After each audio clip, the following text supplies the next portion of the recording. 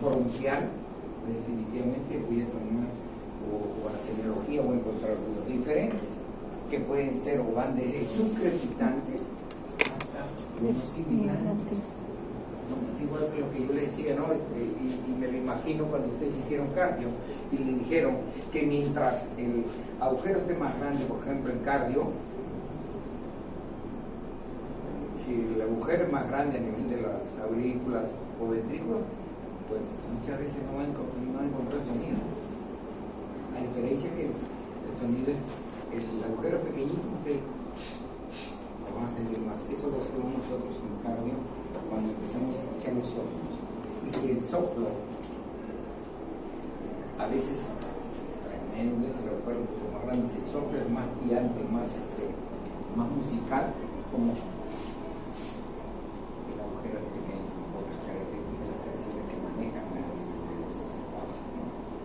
En este de acá está representado por la presencia de ruidos tipo silbido que le llevan por sonacioso, sibilantes, ¿no?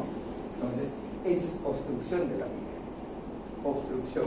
La obstrucción de la vía aérea disminuye el diámetro, entonces a la semiología yo voy a encontrar sibilantes especialmente, difusos en cualquiera del mapa o del alveolo o de los bronquios que tengamos comprometidos. ¿Y eso qué va a ocasionar? Cuando yo hago los movimientos respiratorios, inspiración, expiración, hay un patrón que me dice que puede ser de 1 a 1 o de 1 a 2, ¿cierto? Entonces yo agarro y voy a respirar. ¿Cuál ha sido más corto o más largo? ¿Cuál es más prolongada o esta? La inspiración. ¿Por qué? Porque está haciendo fuerza para que el alveolo lo expanda. Ni más ni menos que cuando ustedes soplan un globo. Cuando ustedes agarran un globito y empiezan a que se pongan, pero si lo sueltan rapidísimamente, están igual como nosotros alveolos. Entonces yo voy a tener esa relación normal de 1 a 1 o de 1 a 2. Pero ¿qué pasa? Se puede invertir y mi inspiración es como 1 y mi inspiración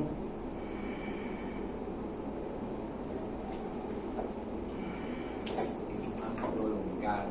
Eso significa que es más difícil que salga el aire de ese alveolo hacia afuera. ¿Por qué? Porque la válvula esa, el tubito, está demasiado lejos, no lo deja salir todo.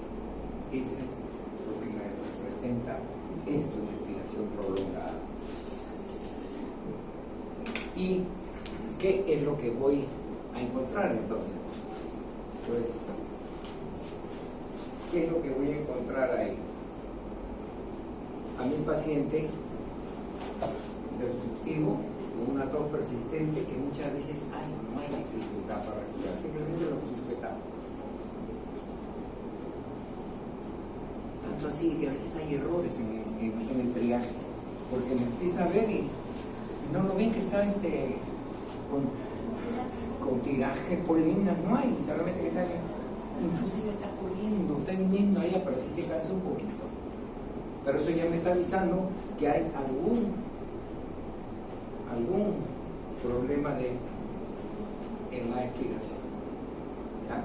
Eso vamos a encontrar dependiendo de cómo está la obstrucción. Por eso es que ahí ustedes van a ver y lo catalogaron, ¿no? Como que una obstrucción leve, moderada y grave. Algunos están así, ¿verdad? Entonces, esto es lo que vamos a... Por eso es que decía de intensidad variable. Para efectos de consenso, algunos refirieron pacientes que tienen menor de 2 añitos, pues yo lo puedo considerar como esto, como una sola. 2 puntos, bronquiolite probable. Niñitos mayores de 3, 5 añitos con antecedentes de papitos que tengan algún problema de atopía, pudiera yo estar catalogando también como o sospechar en asma. Pensar que si él me hizo episodios repetitivos desde que nació, el primer año, el segundo año, si me hizo más de 5 problemas de esto, yo tengo que pensar que ese niño es atópico también. Y más aún si mamá cocina con leña, papá o mamá fuma, y todos esos factores principalmente que vimos en los pacientes con insuficiencia respiratoria, ¿no? Entonces, eso es lo que vamos a poder apreciar. Y esta presentación es netamente, prácticamente de lactantes. ¿Okay? ¿Cuál es la etiología de este proceso, de este proceso obstructivo? Igualmente la que se maneja en los menores de 5 años, ¿verdad? Netamente viral. Netamente viral. Hay complicaciones, hay enfermedades que sí se pueden complicar, ya ustedes saben, según nuestro paciente, porque tenemos tener pacientes inmunosuprimidos que pudieran manejar sida de tipo bacteriana, pero la etiología del SOP es de tipo viral.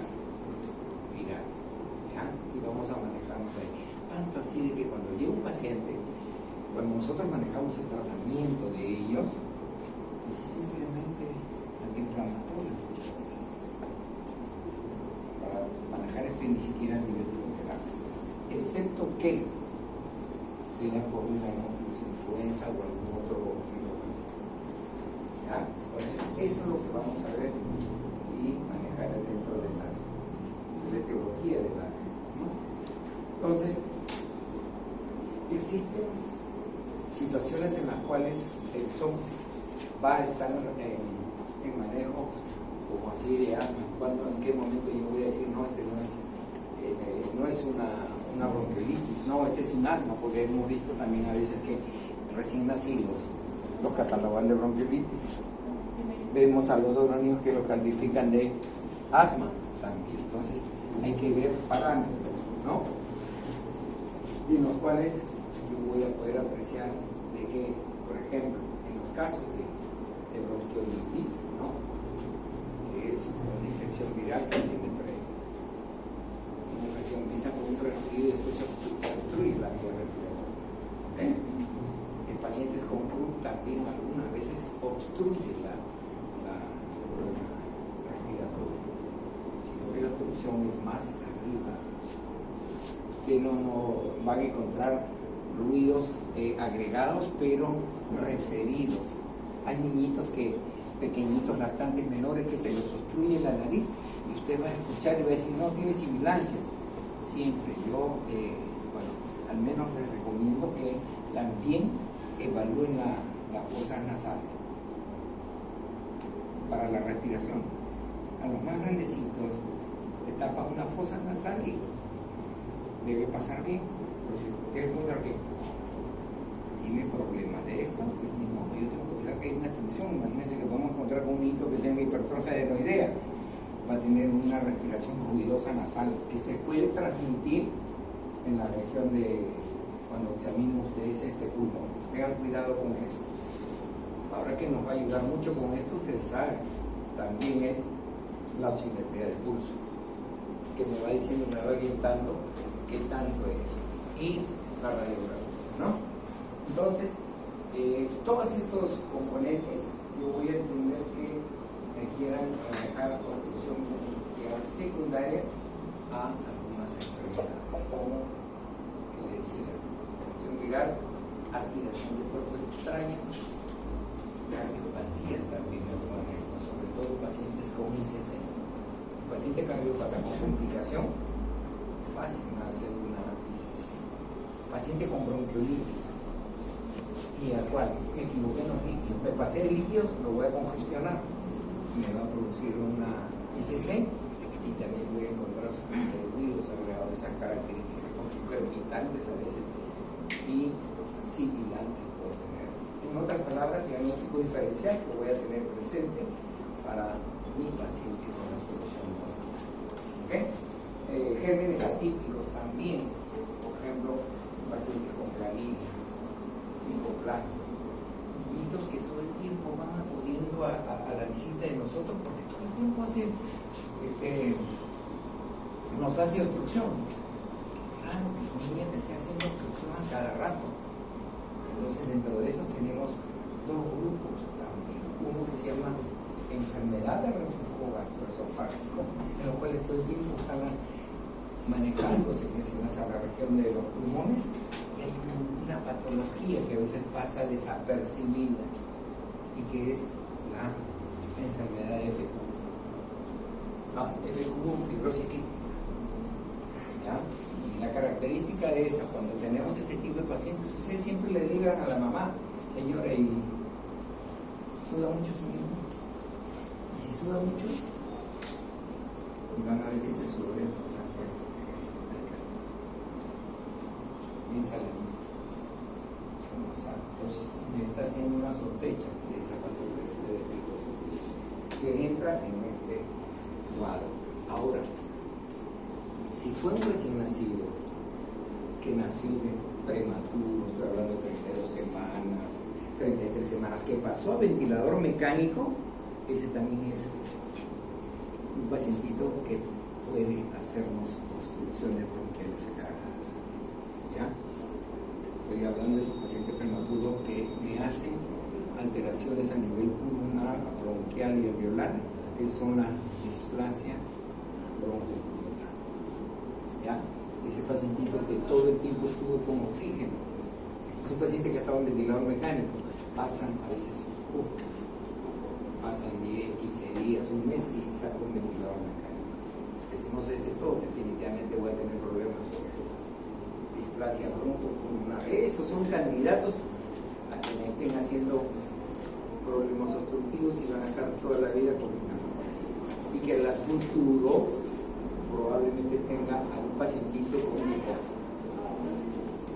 enfermedad pulmonar obstructiva crónica. ¿Okay? Ese es lo que y cada uno tiene una clínica específica, ¿no?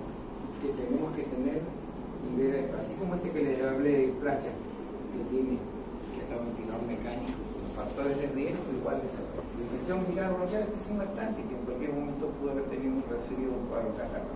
¿Okay?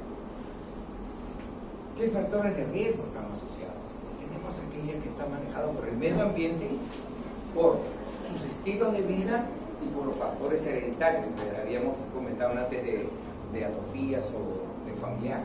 En el caso del medio ambiente, pues definitivamente cuando hablamos de brotes epidémicos, contaminación, humo, tabaco, repito nuevamente, alergenos ambientales, si ya a lo mejor tiene pues animalitos, no limpiar mucho la casa, está muy húmeda, también tenemos que tener esto, contaminación ambiental, si hay muchas mamitas o papitos que les gusta la esquina hasta el final, que empiezan a echarle Vaiclin hasta todos lados, hasta se bañan en Vaiclin.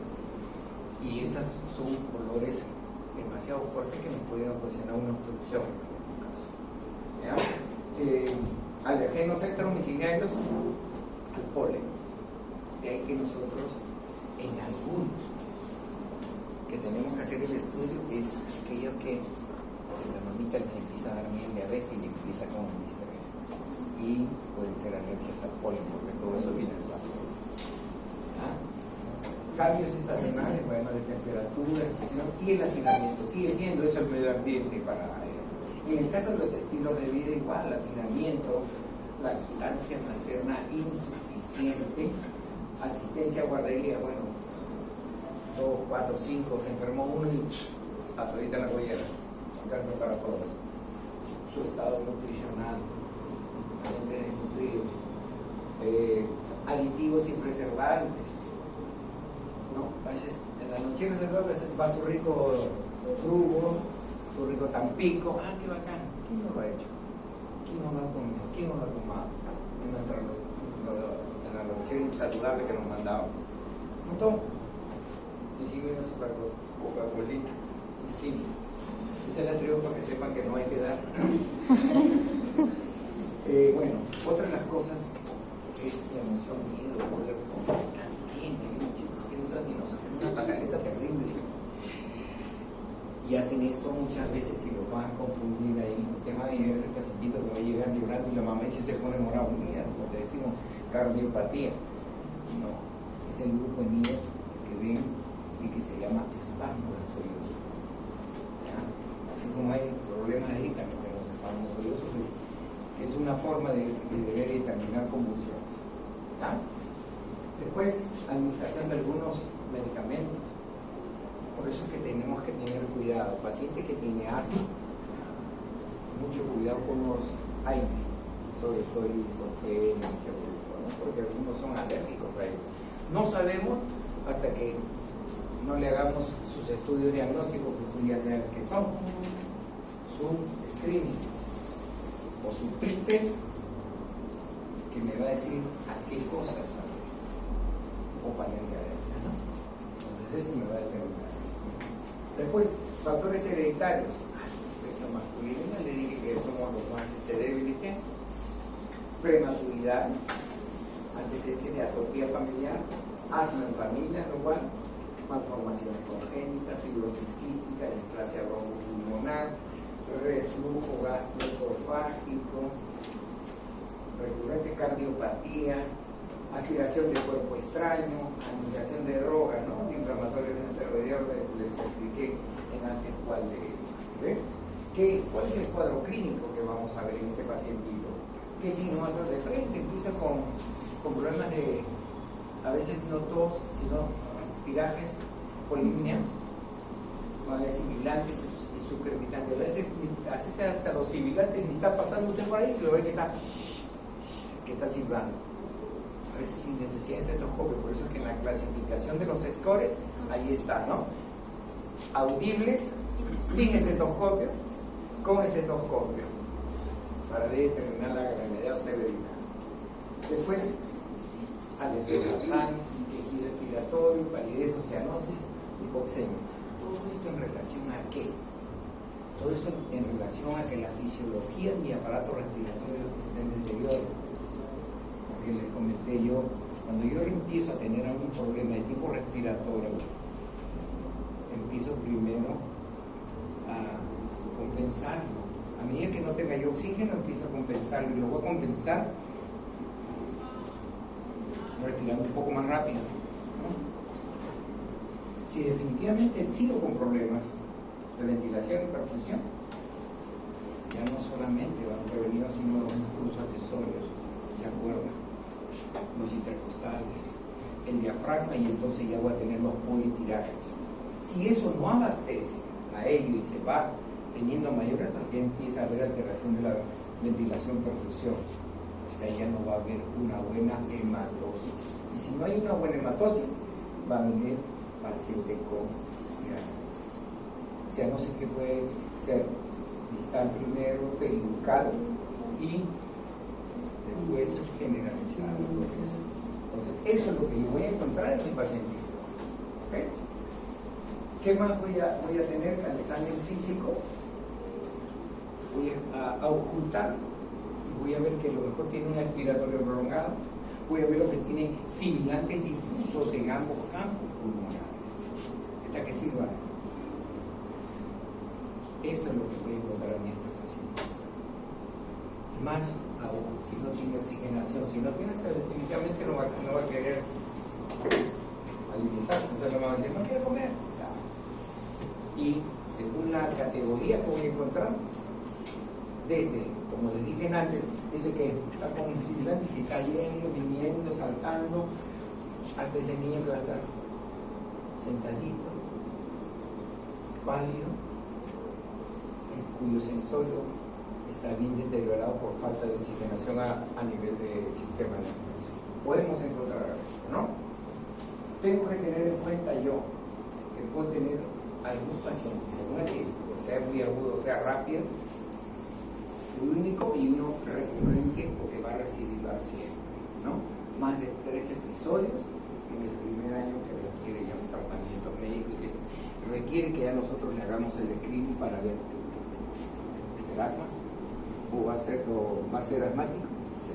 ¿Okay? Y de acuerdo a sus manifestaciones clínicas, lo que voy a ver y determinar es una obstrucción leve, moderada o una obstrucción severa, dependiendo de cómo voy a manejarlos. Los criterios diagnósticos para yo tener a estos pacientes menor de 5 años, diagnosticado de shock clínico, ¿no? Ese es lo que, el diagnóstico que yo puedo manejar. Clínicamente yo lo veo, si no tiene ningún antecedente, pues y sobre todo en el lactante menor. ¿Qué otra cosa tengo que tener en esto? Que la respuesta al tratamiento que yo le voy a hacer, inhalación, nebulización, evolución, van a ir variando rápido, pueden salir rápido. Un pacientito que tiene una instrucción muy rápido responde a veces a esa respuesta, ¿no? Le puse su esquema, esto ya normal, está recto, salta, corre también. Y la historia clínica, ¿no?, que voy a manejar en el interrogatorio de los familiares. Ahí voy a buscar un diagnóstico que puede ser de tipo etiológico, ¿no? Por ejemplo, le dije, antecedentes familiares de atopía, si funcionó bien con su beta-2, adrenérgico, estoy hablando de salud de amor, si tiene trastornos para deglutir, si no hay un cuerpo extraño, si no hay alguna cosa que ver, si en casa fuma, sobre todo las madres, como ahora ellas se van a y la que está pegada a su bebé,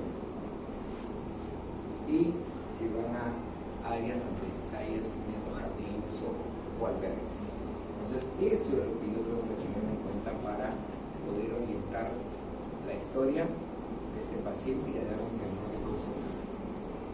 El examen físico, el que les mencioné, va desde lo más simple, que es una polidemia, un pequeño estrés o un silbido, hasta comprometer ya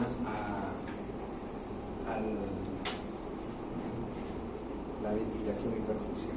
O sea, estoy hablando de la relación que hay entre el vaso sanguíneo con ¿quién?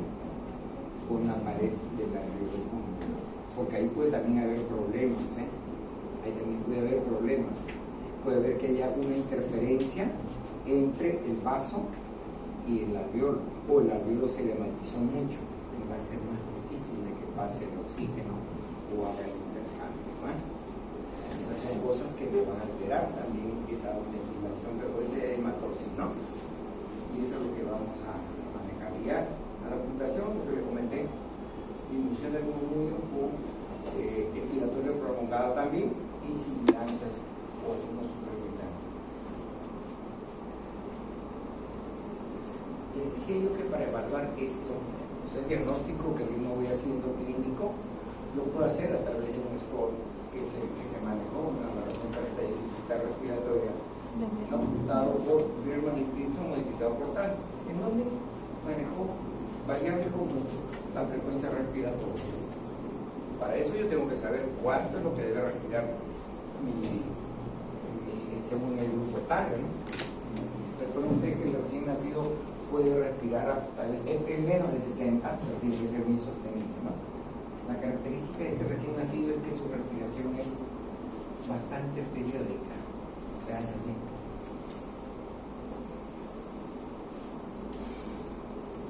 Esa es una forma como respira, bastante periódica. Pero ya en el lactante, ya él empieza a respirar mejor, a ser más sincrónica la respiración, y ya puede respirar bien.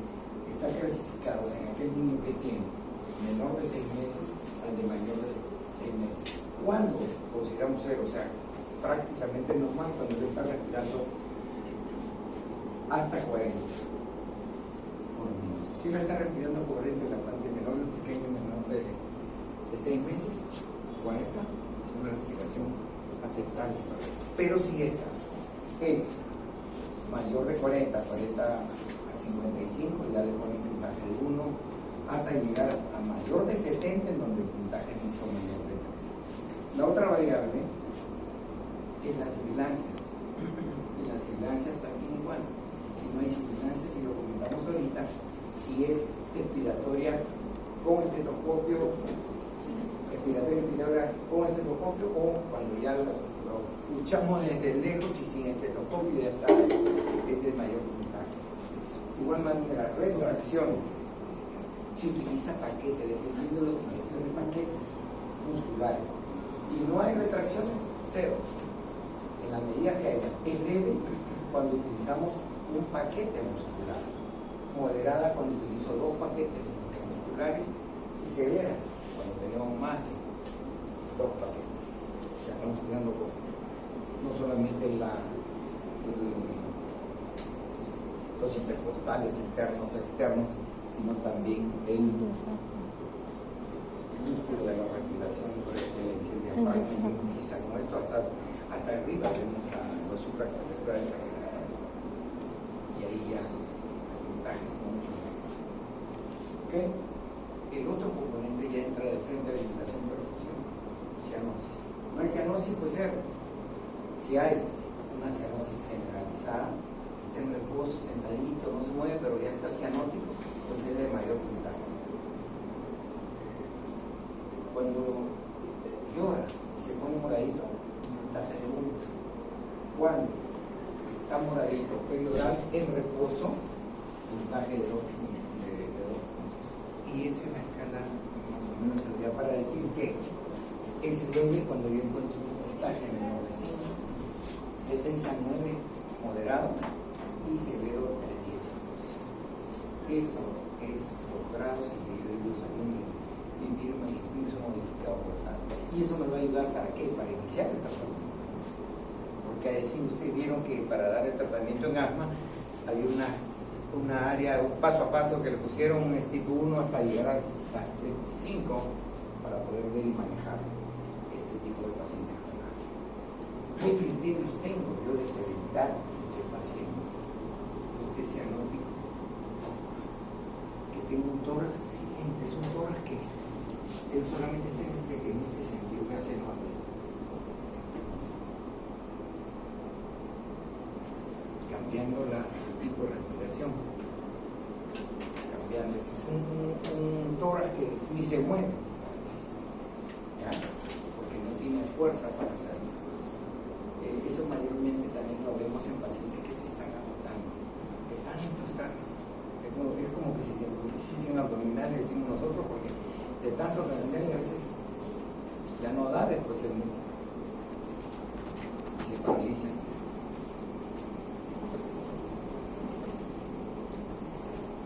El valor crítico para intervenir con oxigenoterapia es de 95%.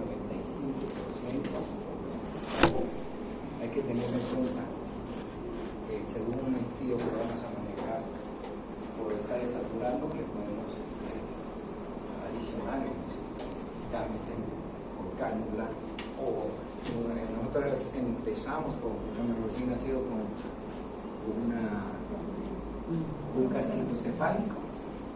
Seguimos, puede ser con una bigotera, lo podemos hacer a veces con una cámara de Venturi con esto, o si no ya no podemos hacer tubo porque se agota rápidamente, sobre todo más pero estos son los síntomas de asma que yo puedo encontrar en este tipo de pacientes. Por ejemplo, una taquina mayor de 60 por minuto con dificultad respiratoria y hace periodos de apnea, signos de hipoxia, dificultad para deglutir el lactante, que tenga menores, o sea, rechaza está mamando, lo rechaza. Es lo que nosotros lo comparamos a veces con los pacientitos cardíaquitos. El pacientito cardíaquito se cansa hasta para mamar, ¿no? Se cansa para mamar, hasta para caminar. Los cardíaquitos se cansan. Es un pacientito que no lactan, no entra y están ahí, quieren estar más que echados en el brazo de mamá. Padres no confiables en el cuidado de sus menores. Cuando veamos las indicaciones y no confían, no acceden al tratamiento, no son adherentes, le decimos, ¿no? Cuando alguien no quiere o no maneja el tratamiento, decimos no es adherente. Y no es adherente no solamente acá, sino a cualquier tratamiento. Por ejemplo, tenemos problemas con pacientes de VIH, no son adherentes. Los de sífilis no son adherentes, no quieren, dejan y abandonan el tratamiento. A eso se le llama que no adherentes. Cuando tienen son moderada, el paciente de alto riesgo córtico dependientes, complicaciones graves o admisión a UCI. Cuando el paciente que ha entrado a UCI es un paciente que tiene una alarma tremenda, problemas socioeconómicos extremos, imagínense el uso de estar utilizando todo el tiempo inhaladores, No es barato si es que no tienes un seguro ni así, pero es caro, son caros. Miren que simplemente un Ceretide cuesta más de 180 soles, una fruticasona está en 120, salbutamol, bueno, a más demanda pues se los ponen a 20, 30 soles, y los otros pues están a 5 soles, 8 soles, pero hay que ver la calidad que pueden. Aquel niño que está aquí ha sido hospitalizado por una amargura severa en el último año, ¿ya? Y un último necesario que es el cáncer. Nosotros le hemos dicho que es cáncer, ya viene porque sé que lo va a hacer, ¿no? El diagnóstico diferencial del shock yo lo voy a hacer con el asma, porque tiene las características. ¿Con quién más? Hiperactividad bronquial que sea secundaria a una infección viral. Infecciones virales tipo bronquiolitis, neumonía, eso puede ser el diagnóstico diferencial. Aspiración del cuerpo extraño, cardiopatía que mencionamos antes, insuficiencia cardíaca, con edema pulmonar, aspiración recurrente del reflujo gastroesofágico y otras infecciones de germen atípico, fibrosis quística, etc. Y en los exámenes auxiliares, cuando un pacientito va a sacar clínica, lo primero que yo veo es la clínica. Y con la clínica yo voy viendo, me voy orientando a esto. ¿Y quién es mi ayuda para yo no hacer mi diagnóstico y decir, no, voy a hacer un cuerpo extraño? Un diagnóstico por imágenes. Una radiografía de tórax para descartar patologías asociadas, como por ejemplo pudiera ser una neumonía. Y yo siempre estoy manejando y pienso que sea simplemente una obstrucción o una bronquiolitis y puede estar asociada a una neumonía o una complicación de eso. Que ustedes saben que en la bronquiolitis hemos dicho que igual que el asma, no solamente edema, hay disminución del calibre, sino también hay un incremento en la secreción. Entonces, ¿qué es lo que sucede ahí? En estos pacientitos, como hay bastantes secreciones, pueden empezar a obstruir un tubito. Y al obstruir un tubito y no estar ventilando bien la zona, se atelectasia. O sea, eso lo podemos encontrar en la imagen, atelectasis. Y eso nunca, por más que lo bufee, por más que lo esto, no va a estampar hasta que no vamos a un tratamiento adecuado, ¿no? Me va a descartar también una cardiopatía. Y los exámenes especializados, pues ya tenemos los que corresponden a la parte de laboratorial. Le tengo que pedir un AGA, le tengo que pedir un hemograma para ver si es infeccioso o complicación de ello, ¿no? Si tengo que hacer una pHmetría para ver el reflujo, cosas dirigidas a los problemas que tengo que hacer un electrocardiograma, etc., ¿no? Para eso va dirigido los exámenes complementarios. Recuerden, los exámenes complementarios es para confirmar un diagnóstico que tenemos ahora. Si el fluxograma manejo el SOP, si yo pienso que tengo un paciente que está tosiendo todas las noches, todas las noches se ha pasado tosiendo y hasta el amanecer empieza, pues, yo tengo que ver y determinar si es persistente y ver y determinar si tiene sibilancias de tipo recurrente.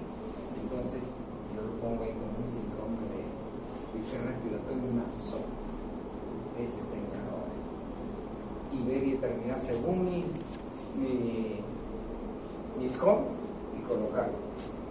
Es leve, es moderada, es severa. Cuando es leve, dijimos menor de 5 puntos, pues yo manejo un beta-2. Salbutamol, que es lo que utilizamos, los PAF, dependiendo de los esquemas.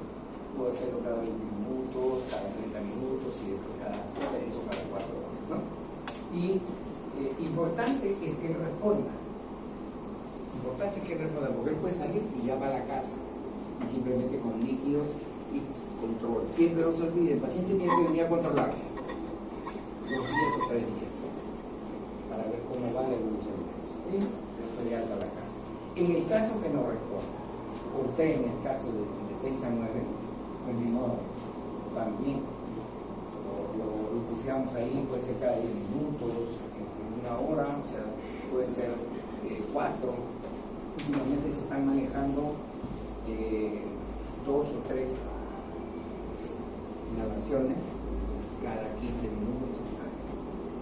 ¿Y qué más? Le adiciono un corticoide, que puede ser vía oral o vía intramuscular, dependiendo si es un inhibitador que no tiene nada, su dexametasona, otros utilizamos hidrocortisona, ¿ya?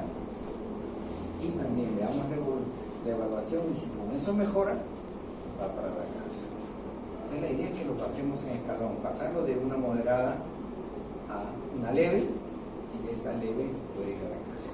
En el caso de que ya estamos frente a un niño que tiene una severa, definitivamente es un niño que lo más probable es que va a pasar a hospitalización. Es lo más saludable que vaya a hospitalización, porque el otro va a ir a un oxígeno, a ser ventilado, a ser manejado con intubación. Y este es lo que vamos encontrando. Siempre en este paciente, como decía yo, hay que reevaluarlo oral o cada hora y bien y llevarlo hasta una buena respuesta que debería ser menor de 3 minutos. Y tal y como le dije antes. Y este otro paciente que definitivamente va a ir a ser hospitalizado, el que desea. ¿Okay? Entonces, más o menos ese es un fluxograma que nosotros hacemos para poder darle de alta a un paciente que me llegó a emergencia y que lo saqué de la crisis. Igual el asma bronquial, igual. Ya ya tiene otros componentes. Entonces yo hablo que el asma es una enfermedad heterogénea caracterizada por una inflamación, ya no es aguda, es crónica, ya es repetitiva y que definitivamente propia de vías respiratorias. Es una inflamación crónica asociada a una respuesta exagerada de la vía aérea, en donde nosotros vamos a ver que hay una obstrucción también. Esa obstrucción que va a producirme una broncoconstricción, que me va a producir un edema severo de la pared con un aumento de secreciones.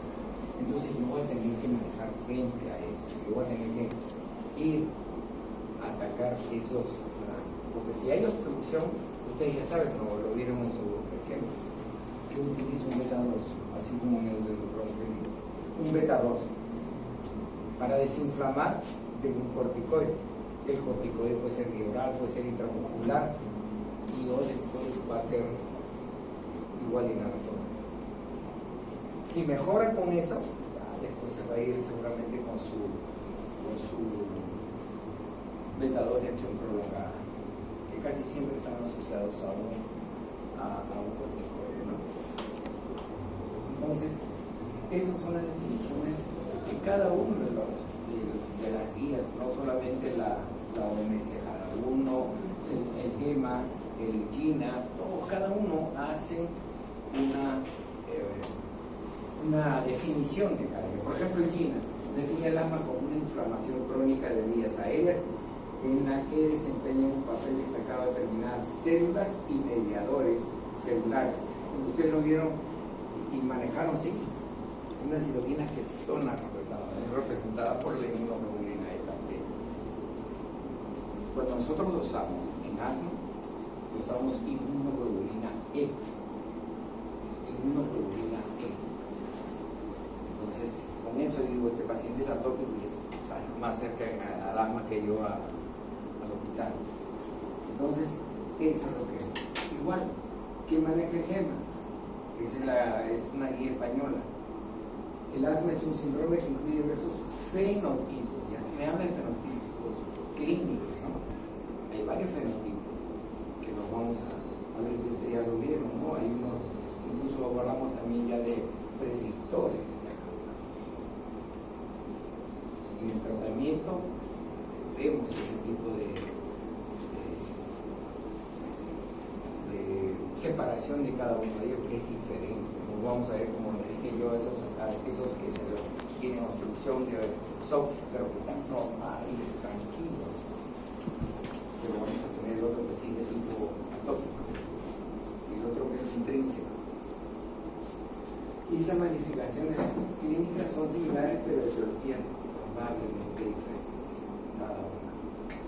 Y la OMS, ¿qué dice? El asma es una enfermedad crónica que se caracteriza por ataques disciplinarios que van a variar según la severidad y frecuencia de una persona.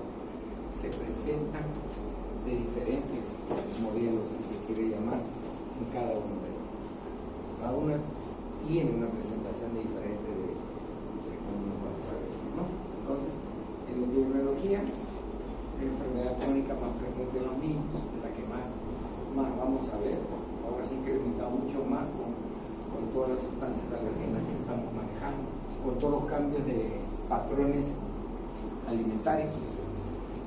Y yo decía, no sé qué va a pasar o qué va a pasar después, porque ustedes todavía no habían nacido seguramente, o algunas casas, o algunas de las abuelitas que ustedes han visitado y que les gustaba criar sus animalitos.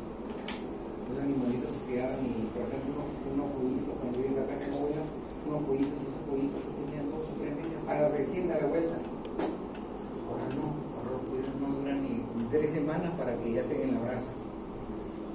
¿Cómo lo hacen? Con sustancias de vía genética que estén cambiando el patrón de ese animal. ¿Qué pasa ahí con nosotros los humanos? Pues hay situaciones que hay que ver esto. Cada vez hemos perdido lo de nuestros abuelos. Que lo que hacían es al pastito que comían los animalitos, pues lo abonaban con el mismo excremento de los animales. Y bueno, de la vaca. Con eso era el abono.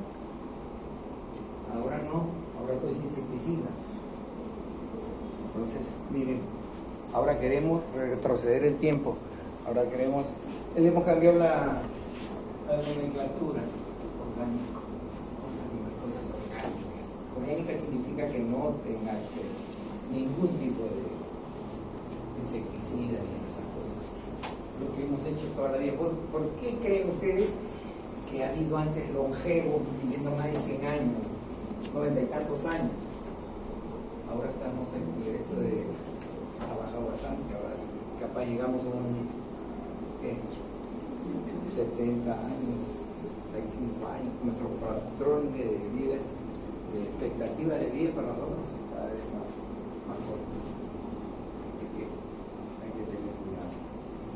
La prevalencia va a depender de la población y la metodología que se utiliza. A veces es diferente, los que viven en climas diferentes, de esos que están todo el tiempo en invierno, ¿no? Diferente a otras que son de calor. Me acuerdo que antes pacientes que tenían problemas antes no se llamaba asma, no tenían una definición firme. De frente le decían, no, ese clima, ya llévalo me acuerdo, nosotros en el sur, a Nazca, decían, no voy a hacerlo al norte, porque esto no, yo voy a hacerlo a Pisco, que no tiene tantas cosas que se hacían para poder cambiar ya el clima. Ya con el clima estaba cambiando bastante. El clima sí. O ahora muchos se iban a quebrar. A pesar de que el medio ambiente está limpiecito, no hay smog, no hay nada, no hay que mucha combustión, aunque ahora ya las quebradas también ya las están haciendo porque todo el mundo quiere irse a Moguaná, quién quiere irse a unas zonas a pasar un gran fin de semana. Ya todo eso, ya hay que poner más luz, cosas así, ¿no? Según Isaac, en Latinoamérica el grupo de entre 6 a 7 años está manejando ese con uno de los porcentajes. Los adolescentes son los pacientes que también tenemos con ese gran porcentaje. En este estudio en Lima, en el 2003, se encontró una prevalencia de asma ya de 19 a 6%. O sea, cada año, miren, ese es el 2003. Para el 2025 se prevé que esta prevalencia ya debe estar por encima, llegando al 50% casi. Y la mortalidad de 0 a 5 años por 100.000, y en personas que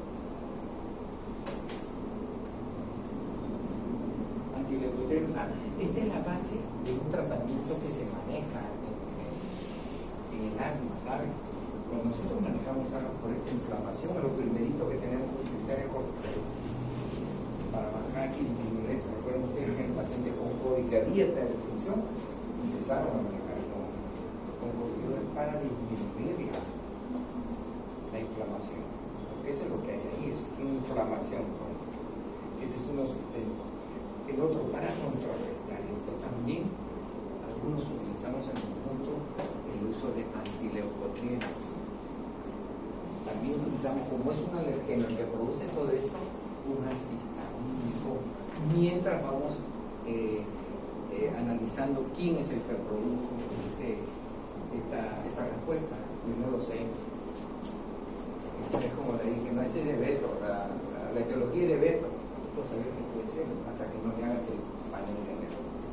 Cuando tú le haces el panel de alergia, sí vas a saber, porque si no vamos a estar como el bombero, apagando el incendio, pero no sé qué lo prendió. ¿Ya? Entonces el diagnóstico está eso. Usted va a diagnosticar nomás a decir que es atópico porque le salió una hemoglobina E alta, va a decir, no, este es atópico, este va a ser alérgico, pero no me dice quién ha ocasionado. Y eso lo hace el panel de alergia por el FRIT test y después con los estudios que vamos a hacer.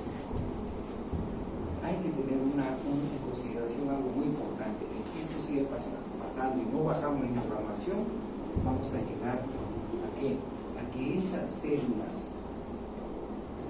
de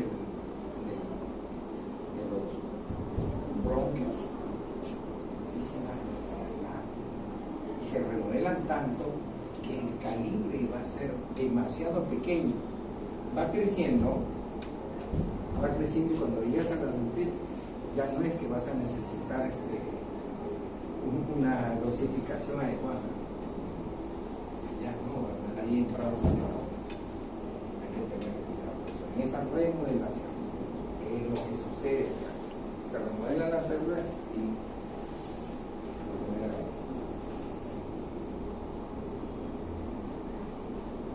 este es el mecanismo de la utilización de la vida aérea. Hay una fibrosis epitelial, depósito de colágeno, y va a haber una hipertrofia e hiperplasia del músculo liso, produciendo un edema, un gran edema de la pared, una disminución del calibre y un aumento de las secreciones que hay. Basados en estos cambios estructurales que hay, es el tratamiento que les mencioné. Porque si yo tengo una contracción del músculo liso, lo que voy a utilizar es algo para contrarrestar esto y uso el beta 2. El beta 2 adrenérgico para producir broncodilatación. Pero yo para qué quiero que se dilatar, lo primero que tendría que hacer yo es mejor evitar el edema. Y para el edema yo utilizo el corticoide inhalado o el corticoide cuando tiene la crisis por vía oral. ¿No? ¿Por qué? Porque es un exudado microvascular en respuestas a mediadores que los hemos visto anteriormente en la alergia. ¿Ya? Y hay una hipersecreción del moco, que lo que hay una hiperviscosidad de esto, ¿no? Aumentar, pues dice las células calciformes en el epitelio, produciendo alta secreción mucosa. Si el moco ese que viene ahí es como una goma que no permite que sea, por eso ustedes van a ver los pacientes que tienen hacen esto para querer usar algo que no sale, como un chicle, como una goma, no sale. Ya ustedes saben que para las secreciones el mejor tratamiento es para las secreciones cisteína. Utilizan acetilcisteína, ¿verdad? N-acetilcisteína, pero el mejor purificante es lo que ustedes están haciendo ahí, el agua, porque hay una formación de ese moco respiratorio que es un gen que se pone duro, y eso es ni más ni menos como una gelatina. Si a la gelatina ustedes no le pusieron agua, ponen una pieza como por aquí, cuando le mete por aquí, pero si te pasaste de agua, no cuaja. Entonces lo que queremos que eso, a través con el agua, se purifique. Entonces hay que hay que decirle, mamita, más agüita, más agua, para que fluidifique. Y lo ayudamos a esos que no quieren ingerir mucho, pues ponerle una cisterna para poder fluidificar más. Son los fluidificantes que tenemos, siendo el mejor, repito, el agua.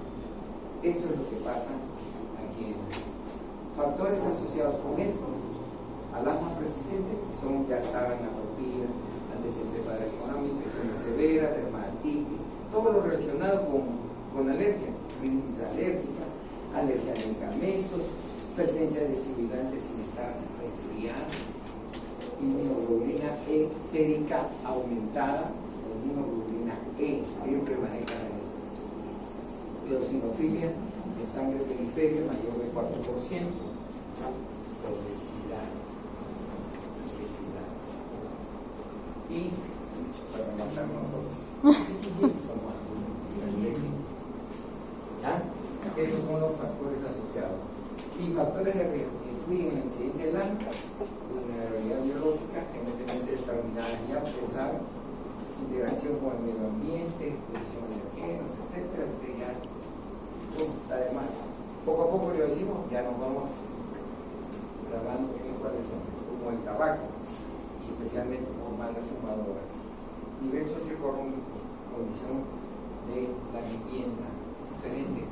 La vivienda es un material noble, que es una vivienda con esterita, que está rellenada por barro, esto, que humedad, si llueve humedad, y tantas cosas que trae humos y todo.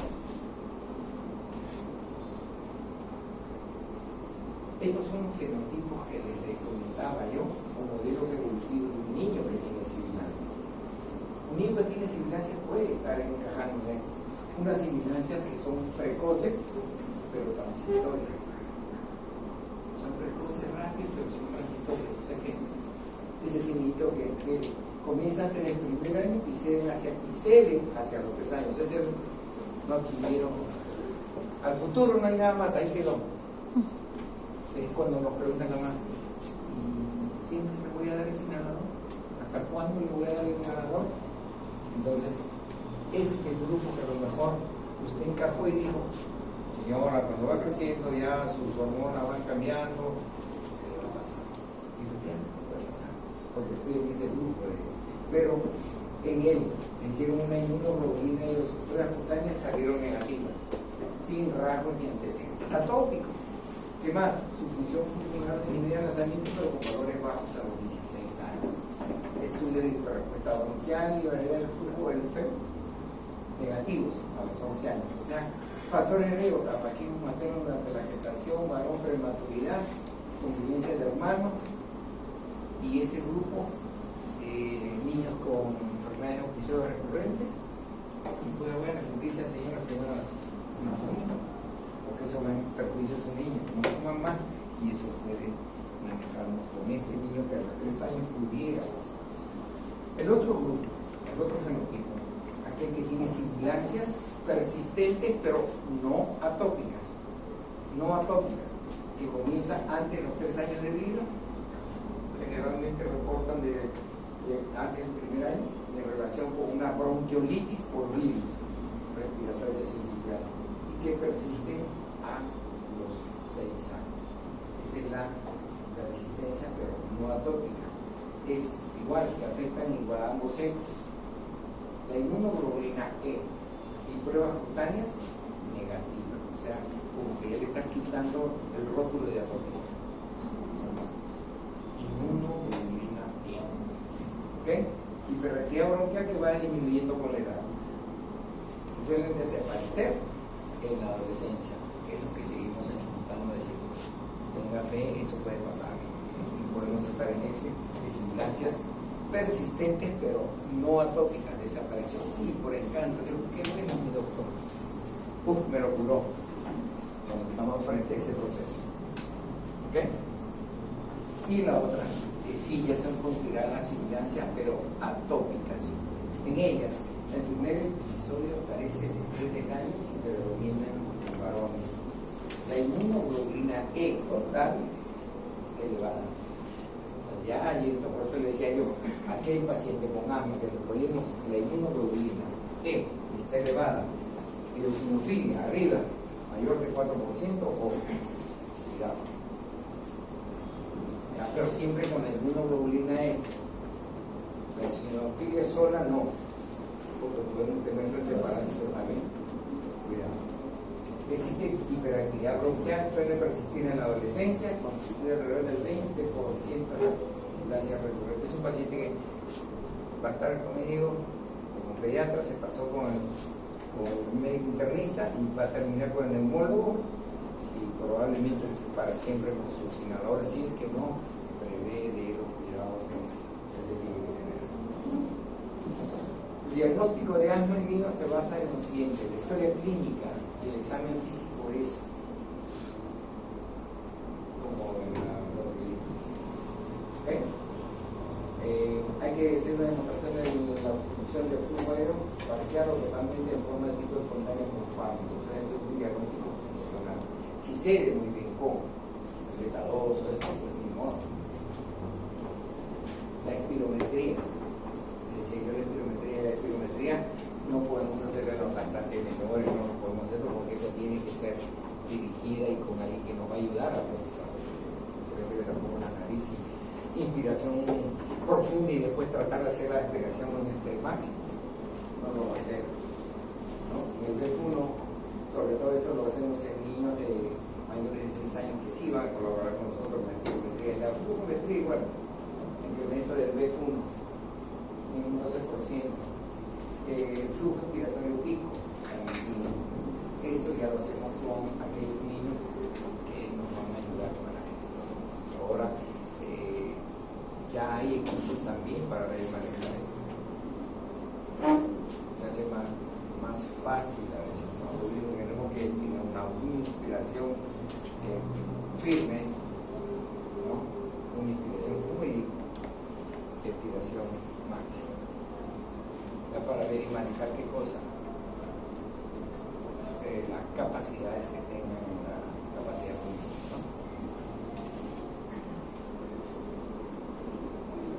Los factores desencadenantes de la exacerbación asmática son los mismos que hemos visto, tanto directos como indirectos. O sea, los directos están manejados si tiene una infección respiratoria, viral, humo de tabaco, todos esos son directos. Los mismos alergenos, etc. E indirectos, el ejercicio. Por eso es que algunos consideraban, ¿no?, el asma versus el ejercicio. Los niñitos que están correteando y siguen esto, y nosotros decimos, no, tranquilo. Pero tampoco son así. Hay deportistas que tienen asma y, bueno, un buen control, porque ahora la tendencia es asma controlada. Ahora se maneja asma controlada, asma no controlada, basados en el manejo de los alergenos y aditivos alimentarios, embarazo, cambios atmosféricos, algunos fármacos beneficiosos son de tipo indirecto. El índice predictores de asma en menores de 3 años. Cuando hablamos de índices predictores son aquellos criterios que te van a orientar a esto, ¿no? Consideraron algunos criterios mayores, otros menores, y se habló de que entre los criterios mayores, historia de asma en el uno de los padres. Dijeron, uno, papá 30% o 40%, si es mamá también 70% de posibilidades que me puedan ser asmático. ¿Qué más? Diagnóstico médico de un eczema tópico, ese es un criterio. Y sensibilización alérgica a algún aeroalergeno. Esos son los criterios mayores. Los criterios menores son presencia de rinitis alérgica diagnosticada por médico a partir de los 2 a 3 años. Entonces que nosotros decimos, ¿no?, a partir de antes de los 2 años, esto, pues cualquier problema de tipo obstructivo puede ser, bronquiolitis, etcétera, pero a partir de ahí, y tantos episodios ha tenido, ya debemos estar pensando en asma. Sibilancias no relacionadas con resfríos. Si no está resfriado y se le cerró, hay que tener cuidado con esa predicción para él. Eosinofilia en sangre superior al 4%, sensibilización alérgica a proteína de la leche o huevos o frutos secos. Empezar a conversarnos que también la alergia no solamente era a alcohol y se podía dar un poquito una alergia alimentaria, ¿no? Algunos mariscos, algunos etcétera, pero también desde que nace pueden tener alergia a la proteína de la leche de vaca. Con ellos hacemos el estudio de una inmunoglobulina y determinar esto, porque en ese paciente recién nacido que tiene alergia a la proteína de leche de vaca, es un gran problema, porque a quien dejamos flaca es a la mamá. Señora, no vaya a tomar esto porque le puede caer mal en la leche. Señora, quítese esto, no cítrico, no esto, a la pobre señora.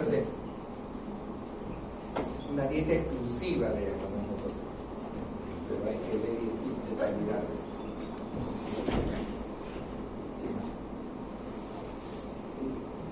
Índice de predicción de la característica se considera que el índice de predicción es positivo en un niño menor de 3 años sin cumple con un criterio mayor o 2 menores, ¿ya? Y se han presentado más de 3 episodios de silancia durante el año. Hay que tener presente en esos índices de predicción de enfermedad, ¿ya?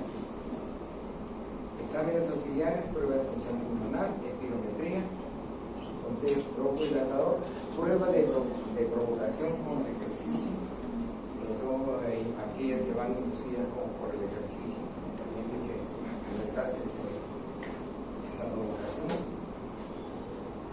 Y este es el diagnóstico de asma y pruebas funcionales que llega a nuestro paciente, cómo es que lo vamos a lograr un asma probable con las características que sabemos que podemos representar según la enfermedad. Igual el diagnóstico diferencial viene desde recién nacido, pero miren, recién nacido lactantes pequeños, displasia pulmonar. Tengo que sospechar en ese paciente. A futuro, estamos hablando de a futuro, porque a esa edad no vamos a diagnosticar, ustedes saben, a esa edad es un paciente que probablemente no tuvo alguna de esas anomalías congénitas, laringomalacia, traqueomalacia, anomalías congénitas de tráquea, ¿no? Anillos oculares, en lactantes mayores, bronquiolitis, meningitis, sinusitis, etc., problemas de la vía respiratoria superior y bajas, y mayores de 12 meses, aspiración de cuerpo extraño, tráqueo, bronquio, insuficiencia ciliar, o también está de muy de moda la insuficiencia ciliar. Paciente que todo el tiempo está haciendo problemas de obstrucción, hacer un estudio, una broncoscopía para ver si no tiene algún problema a ese nivel, ¿no? Anomalías congénitas de pulmón, embolismo, bronquitasia, TBC, hay que también estar a la orden de ello para poder dejar. Existen criterios de seguridad que están uso de corticoides orales continuos o casi continuos durante más de 6 meses o estamos necesitando raro. Tengo que tener cuidado. Uso continuo de corticosteroides inhalados a dosis altas. La tendencia ahora es ya tratar de manejar el corticoide a dosis bajas, a dosis lo mínimo que puedo hacer. Me acuerdo mucho que hace unos años atrás había ese gran problema de decir, no le va a hacer tanto tiempo de uso de corticoides. Esa era la pregunta, bien, esto, ¿por qué? Porque había leído que los corticoides tienen y afectan a los huesos y se descalcifican y para otros no haber crecimiento. Pero entonces, pues, sale la otra pregunta. Señora, ¿usted qué preferiría? ¿Que su niño venga todo el tiempo por esto o que no crezca 1 o 2 centímetros dentro de su estándar? Costo-beneficio. Yo quiero que mi hijo sea chato y que no me esté sufriendo y correteando los problemas del tipo respiratorio. Por eso se han creado los macarios. En mi tiempo era macario, le llamaban esos zapatazos que ven. Eso se cubre. Ahorita pues, está por 12, 14 años. ¿No? Esos hay que tener en cuenta de ellos. Los criterios menores con requerimiento diario de otro medicamento de control, síntomas que requieran beta-2 de corta acción diaria. También les decía yo, todo esto es en conjunto, y en conjunto es para el asma lo que comentamos, un antialérgico por la movilidad del alergeno, nosotros utilizamos antihistamínicos, un broncohidratador, beta-2, uno preventivo, el corticoide inhalado. Algunos manejan lo que es el bromuro-divatropio, los antileucotrienos, el montelukast, todo eso. El antileucotrino lo utilizan también para lo que es exacerbaciones severas de pacientes con cáncer. ¿Ya? Es de la clasificación de la gravedad de la asma intermitente, asma leve persistente, asma moderada, persistente y asma severa. Cada uno de sus características de sintomatología diferente. Y sobre todo los problemas de volumen respiratorio. Esto es lo que le decía yo. Ahora también se está manejando y se habla del nivel de control del asma. O sea, cuando nosotros hablamos de pacientes que tienen síntomas diurnos, ¿no? Y está controlado, no tiene control de 2 o menos semanas, o más de 2 semanas si está parcialmente controlado, y no controlado, 3 o más características de asma. O sea, eso me va a referir a un paciente que no está ahí, un paciente que es frágil y rápido de poder hacer crisis. Y cuanto a las indicaciones de actividades, cuando está controlado, pues, no hay problema. Parcialmente controlado tampoco, pero este tampoco. 3 o más características que me va a decir no tiene buen control. ¿No? Igual también síntomas nocturnos también. O sea, estas son las variables. Tanto síntomas diurnos, nocturnos, en la limitación en la actividad, o sea, no van al colegio, están sentaditos, no tienen esto. Y necesidad de terapia de rescate. Terapia de rescate, ¿quién es? ¿Quién es terapia de rescate? El beta-2, salbutamol. Terapia de mantenimiento, podemos utilizar el corticoide y a otro asociado a uno de acción prolongada como el salmeterol más la fluticasona. Eso es lo que se utiliza, ¿no? Y eso está basado y representado por el control, ¿no? Los exámenes auxiliares, radiografías, tanto de torres para ver si hay algún problema neumónico, porque no sale mi paciente en crisis y yo tengo una problema nasal, estudios a nivel radiológico, sobre todo a nivel de K1, les mencioné que puede haber una hipertrofia de adenoides y yo puedo tener un problema de insuficiencia. La flujometría de igual forma, variabilidad del FED, diagnóstico de atopía, ¿no? Es el envío pruebas cutáneas, como decía yo, el prick test, los alergenos que lo colocan para determinar.